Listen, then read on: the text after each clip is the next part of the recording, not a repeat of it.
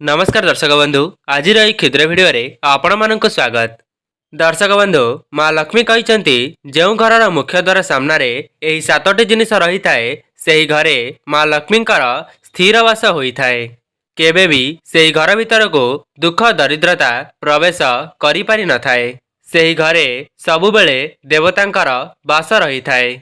दर्शक बंधु एमिति किछि जिनिस अछि जहाको आपण माने आपणकर मुख्य द्वार सामने रखिबा द्वारा आपणक घर को धन आकर्षित होई आसी थाए। ता सहित आपणक घर को कौनसी भी नकारात्मक शक्ति प्रवेश करि परिबो नाही। सेथिपई दर्शक बंधु आपण माने भी निज मुख्य द्वार सामने एही सातटी जिनिस रखिबा अत्यंत आवश्यक अटे। दर्शक बंधु आपण माने गोटिए कथा सुनिथिबे जे गाँ सुंदर धोबा तुठरू अर्थात आपणक गाँ मुंडरे जो पोखरी रहिथिबो तेबे सेही पोखरीटी केते सुंदर होइथाए। सेथिपई तो गाँर मुख्य जागा मानंकु सफासुतरा रखा जाइथाए। दर्शक बंधु आपण माने निज घर आखपाखरे निश्चय देखिथिबे जो मानकर घरर मुख्य द्वार सामना बहुत सफासुतरा थिबो सेही घरर सदस्य माने केते उन्नति करिथांती। ता सहित सेमानक परिवार रे केते सुख समृद्धि वृद्धि पाई थाए। एवं दर्शक बंधु जो मानकर मुख्य द्वार असना होता है अर्थात अपरिष्कार होता है से घरे माँ लक्ष्मींकर केबे भी बास होई न थाए। जो घरर महिला माने निज घरर मुख्य द्वार सामना को सजाई न थांती किंबा सफा करि न थांती सेही घरे माँ लक्ष्मी केबे भी प्रवेश करंती नहीं। तेबे दर्शक बंधु आपण माने निज घरर उन्नति पाई केते सबु उपाय करूछंती किंतु ता परे भी जदि आपण माने निज मुख्य द्वार को ही अपरिष्कार करिवे तेबे माँ लक्ष्मी आपणक घर को किपरि प्रवेश करिवे। सेथिपई दर्शक बंधु जदि आपण माने निज घरर मुख्य द्वार सामने एही सातटी जिनिस रखिबे तेबे माँ लक्ष्मी आपणक घरे सदासर्वदा वास करिवे। ता सहित दर्शक बंधु मु आपण मानकु कहिबी जे मुख्य द्वार सामने एपरी कौन रखिबे नहीं जहा द्वारा माँ लक्ष्मींकर आशीर्वाद आपण माने पाई परिबे नहीं। तेबे दर्शक बंधु एही विषय रे मु आपण मानकु भिडियोर आगरे बताइबा पई जाउछि। एहा पूर्वरु आपण मानकु अनुरोध भिडियो को लाइक करी कमेंट बॉक्स रे जय माँ लक्ष्मी अवश्य लिखि दियंतु। दर्शक बंधु घरर मुख्य द्वार जेपरी जदि आम घरर मुरबी ठीक थिबे तेबे सेही घर अत्यंत भलरे रहिबो। सेही घरे केबे भी अन्याय हेबो नाही कौनसी भी सदस्य मानक प्रति। ठीक सेही परी जदि घरर मुख्य द्वार सुंदर थिबो तेबे सेही घरर उन्नति को केही भी रोकी परिबे नाही। दर्शक बंधु एही विषय रे आपण माने जानिछंती कि नाही मु जानि नाही किंतु थरे मात्र एही वीडियो को देखिबा परे आपण माने निश्चय परीक्षा करंतु कौन आपणक घर आगरे एही सब जिनिस अछि कि नाही। दर्शक बंधु प्रथम रे आपणक घरर मुख्य द्वार सामने केबे हेले भी कंटा जातीय वृक्ष रखिबे नाही एवं आपणक घरर मुख्य द्वार कबाट जेतेबेले आपण माने खोलिबे जेमिति भीतर पट को आसुथिबो एवं मुख्य द्वार कबाट सबुबेले दुई फाळर रखिबे। चतुर्थ कथाटी हैला आपण मानक घरर एरुंडी बंधरे केबे भी छिद्र हेबो नाही किंबा कौनसी भंगा भंगी न हेबा दरकार।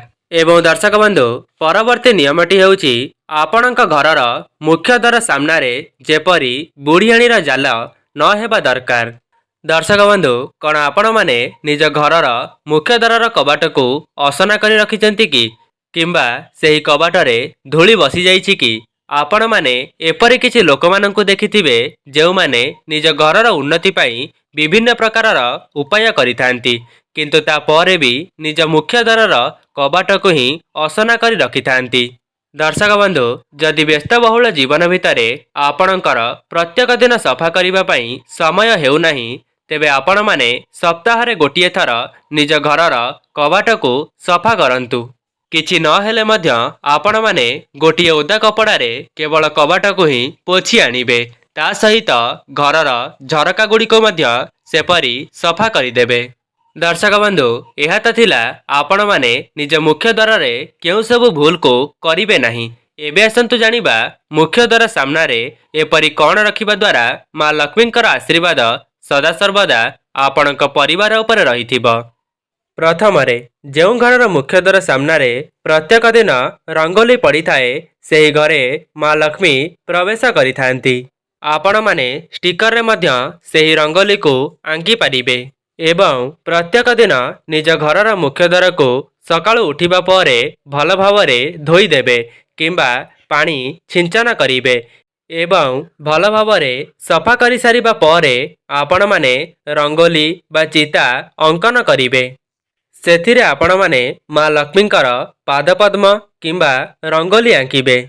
ପ୍ରତ୍ୟେକ ଗୃହିଣୀମାନଙ୍କର ଏହା ଇଚ୍ଛା ଥାଏ କି ମା ଲକ୍ଷ୍ମୀଙ୍କ କୃପାରୁ ଆମର ଶଙ୍ଖାସିନ୍ଦୁର ବଜ୍ର ହେଉ, ତା ସହିତ ଆମ ସ୍ୱାମୀଙ୍କର ଉନ୍ନତି ହେଉ ଏବଂ ଘରର ମଧ୍ୟ ଉନ୍ନତି ହେଉ, ତା ସହିତ ପିଲାମାନଙ୍କର ବିଦ୍ୟା କ୍ଷେତ୍ରରେ ଉନ୍ନତି ଘଟୁ।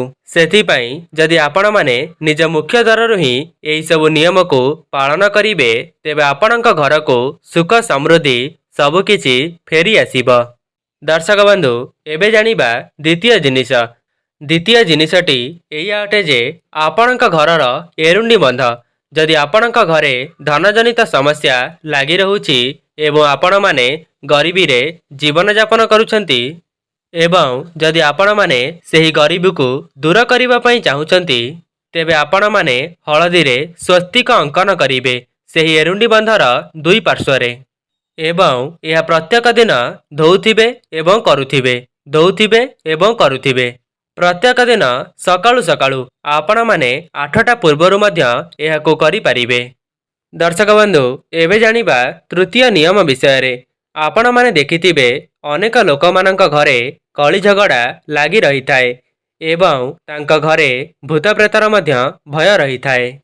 ତା ସହିତ ସେହି ପରିବାରରେ ସମସ୍ତେ କରଜରେ ବୁଡ଼ି ରହିଛନ୍ତି।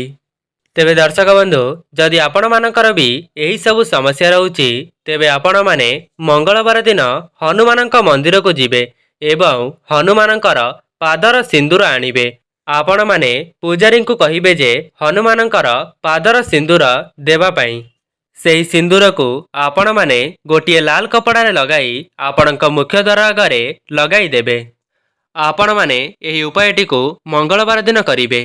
ତେବେ ଆପଣଙ୍କ ଘରେ ଯାହା ବି କିଛି କଷ୍ଟ ସମସ୍ୟା ଅଛି, ତାହା ସଙ୍କଟମୋଚନ ଆପଣଙ୍କର ସମସ୍ତ ସଙ୍କଟକୁ ହରଣ କରିବେ। ଦର୍ଶକ ବନ୍ଧୁ, ମୁଁ ଆପଣମାନଙ୍କୁ ଆଉ ଗୋଟିଏ କଥା କହି ରଖୁଛି।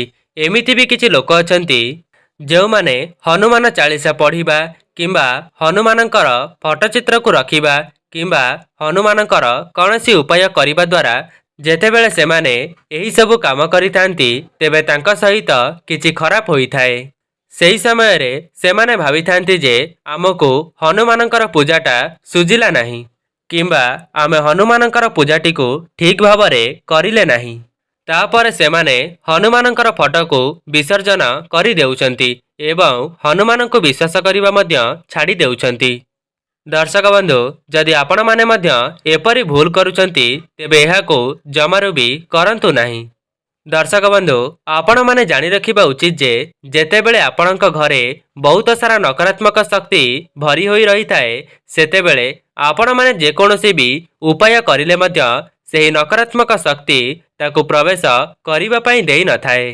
ସେଥିପାଇଁ ଆପଣମାନେ ଯେକୌଣସି ବି ଭଲ ଉପାୟ କରିବା ମାତ୍ରେ ଆପଣଙ୍କ ଘରେ କଳି ଝଗଡ଼ା ଏବଂ ମନ ମତାନ୍ତର ଦେଖା ଦେଇଥାଏ। ଦର୍ଶକ ବନ୍ଧୁ, ଯେଉଁମାନେ ବି ଏହି ଭିଡ଼ିଓଟିକୁ ଦେଖୁଛନ୍ତି, ସେମାନେ ମଧ୍ୟ ଏପରି କିଛି ଅନୁଭବ କରିଥିବେ। ଯଦି ଆପଣମାନେ ଏମିତି କିଛି ଅନୁଭବ କରୁଛନ୍ତି, ତେବେ ଆପଣମାନେ ତାକୁ ଧ୍ୟାନ ଦିଅନ୍ତୁ ନାହିଁ। ଆପଣ କେବଳ ହନୁମାନଙ୍କର ପୂଜାର୍ଚ୍ଚନା କରି ଚାଲନ୍ତୁ। ଯାହା ବି କିଛି ବାଧାବିଘ୍ନ ଆସିବ, ସେସବୁ ଧୀରେ ଧୀରେ ନଷ୍ଟ ହୋଇଯିବ।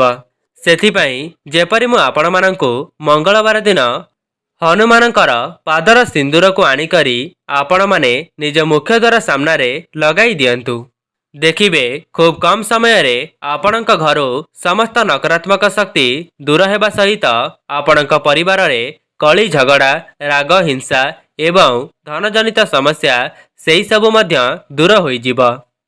ଦର୍ଶକ ବନ୍ଧୁ, ଚତୁର୍ଥ ନିୟମଟି ହେଉଛି ଆପଣମାନେ ନିଜ ମୁଖ୍ୟ ଦ୍ୱାର ସାମ୍ନାରେ ଘଣ୍ଟିର ତୋରଣ କିମ୍ବା ବଜାରରୁ ଘଣ୍ଟିର ଶବ୍ଦ ହେଉଥିବା ତୋରଣକୁ ଆପଣଙ୍କ ମୁଖ୍ୟ ଦ୍ୱାର ସାମ୍ନାରେ ଲଗାଇ ପାରିବେ। ଯାହାଦ୍ୱାରା ଯେତେବେଳେ ଆପଣଙ୍କ ଘରକୁ କିଛି ପବନ ପ୍ରବେଶ କରିବ ସେହି ସମୟରେ ସେହି ଘଣ୍ଟିଟି ଧ୍ୱନି ଦେବ।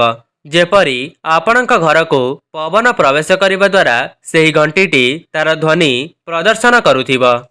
ଦର୍ଶକ ବନ୍ଧୁ, ଆପଣମାନଙ୍କ ମନରେ ପ୍ରଶ୍ନ ଆସୁଥିବ ଯେ ଘଣ୍ଟିର ତ୍ୱରଣ ଲଗାଇଲେ କ'ଣ ହେବ?